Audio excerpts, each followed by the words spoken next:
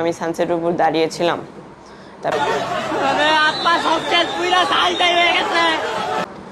ওই সময় যখন গ্রিল থেকে বের হলাম তখন আমি অনেক ফুট নিচে, অনেক ফুট উপরে ছিলাম। তখন একটা মই আনছিল, ওরা কয়েকজন লোক আনছিল মই, এবং আমি সানসেটের উপর দাঁড়িয়েছিলাম। তারপরে তাদেরকে অনেকজনকে নামাচ্ছিল, যারা আমার সাথে ছিল তাদেরকে একজন একজন করে নামাচ্ছে, এবং আমি সানসেটে দাঁড়িয়েছিলাম এবং দোয়া করছিলাম যে আল্লাহ আমাকে বাঁচাই দিয়েছে। এবং তখন ইমোশনটা অনেক বেড়ে গেছিলো, কারণ তখন বুঝতে পারছিলাম যে ঘটনাটা এইমাত্র ঘটেছে, এটা স্বপ্নের মতো না। এরপর আমি বুঝতে পেরেছি আমার এদিকে একটু ক্ষত হয়েছে, আমার চুল একটু পুড়ে গেছে, আমার মুখে অনেক মাটি লেগেছে, ছাই লেগেছে, এবং ওই ফিলিংটা অনেক মানে ট্র্যাজেডি একটা। শব্দটা শোনার পর মনে হচ্ছিল যে আমি মনে হয় স্বপ্ন দেখছি। তখন এত তাড়াতাড়ি ঘটে গেছে যে আমার চিন্তা করার মতো উপায় ছিল না। তখন বুঝলাম যে এটা স্বপ্ন না, এটা বাস্তব। এখন আমাকে বাঁচতে হবে, আমার আব্বু আম্মুর কাছে ফিরে যেতে হবে। তখন মূল চেষ্টা ছিল যে আমাকে নিজেকে বাঁচানো। আমি ভেবেছিলাম বাসায় ফিরবই, বেঁচে ফিরি, ওইটাই আমি চাচ্ছিলাম। এভাবে অনেক পথ আগানোর পর সানসেটে দাঁড়িয়েছিলাম, মই দিয়ে নামিয়েছে, এভাবে অনেক পথ আগাইলাম। আমার আব্বু আম্মুকে খুঁজে পেলাম, ওইভাবেই বেঁচে ফিরতে পেরেছি।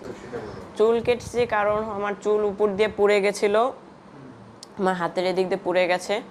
আমি যখন ওই বিল্ডিংয়ের মধ্যে ছিলাম আমার মুখে অনেক ছাই, আমাকে চেনাই যাচ্ছিল না। আমার বন্ধুরা বলছিল আমার চুল উপর দিয়ে পুড়ে গেছে, আমার শার্টে মনে একটু অনেক ধুলাবালি ছিল।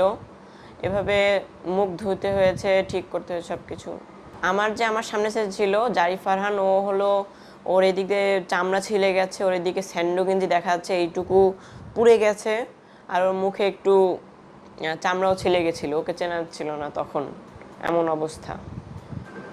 হ্যাঁ, আল্লাহর কাছে শুকরিয়া আদায় করেছে, এবং আল্লাহর ইচ্ছা এবং আল্লাহর যা করার ছিল সে করেছে, যার মরার ছিল সে তাই করেছে।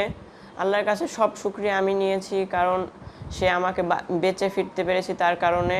আমি যতটুকু জানি যে প্লেনটা যেখানে ক্র্যাশ করেছে তারা নিশ্চয় এখানে সবাই মারা যাবে, আর যারা একটু দূরে ছিল তাদের শক ওয়েভেও কয়েকজন মারা যেতে পারে, এবং একটু দূরে যারা ছিল তারাও অনেক ইনজুর্ড। এভাবে ধরে নিতে পারি যে 100 জনের মতো মারা যাইতে পারে। সেনাবাহিনী আমাদের যতটুকু দরকার ততটুকু হেল্প করেছে, তারাও অনেক দায়িত্ব অনেক আছে তাদের, এবং যারা যারা ফায়ার ফাইটার তাদেরও অনেক দায়িত্ব আছে, যারা যারা স্টুডেন্ট তাদেরও অনেক দায়িত্ব আছে। হ্যাঁ, কাজ করতে দেখেছি, বেশি না। ধরেন এখানে ক্লাসরুমে ছিলাম ধরেন 10 মিনিট, আর বের হইতে 5 মিনিট লেগেছে। এভাবে সানসেটে দাঁড়িয়েছিলাম 5 মিনিট, আর আমার আম্মুকে পেয়েছি 10 মিনিটের মধ্যে। মূল কথা আধা ঘন্টার মধ্যে আমার আম্মুকে পেয়েছি আর বেঁচে গেছি।